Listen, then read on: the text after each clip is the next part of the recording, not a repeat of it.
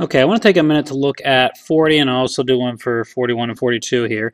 Without graphing, is each an independent, dependent, or inconsistent? So let's look at these words real quick. Independent, independent, dependent, and inconsistent. Okay, independent is when two lines are just lines out there hanging out. They usually intersect in one place. Dependent lines are when two lines are right on top of each other. So it's kind of tough to draw that because if I draw two lines in the same place, you don't see it at all. So I just kind of made it a little bolder. But lines have no width at all. So really, I should just draw two right on top of each other and just, well, say there are two here. And then inconsistent means parallel like that.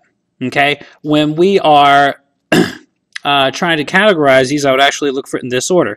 They're independent if the slopes are different. Okay? So if you see your two lines and the slopes are different, then they are independent. Dependent means if they are exactly the same thing. If they're exactly the same thing, slopes and y-intercepts are the same. And then if neither of those two work, then they are inconsistent.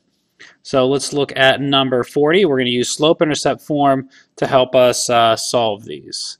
So number 40, let's check it out. Negative 2x minus 4y equals 8. And x minus y equals 8.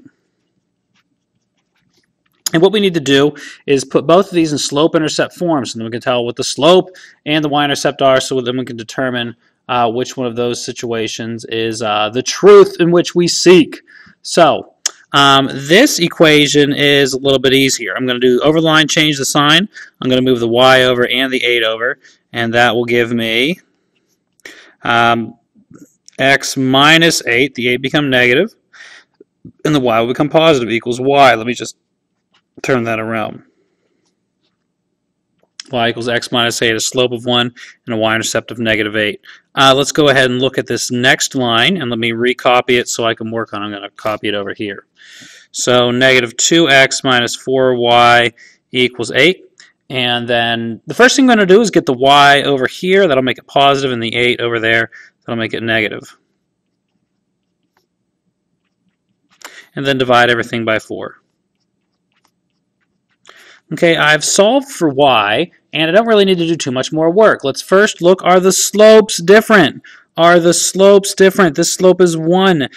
This slope is definitely not 1. It's negative 1/2. I didn't reduce it. I don't need to reduce it. All I need to know is that it's not 1. So here, they are independent.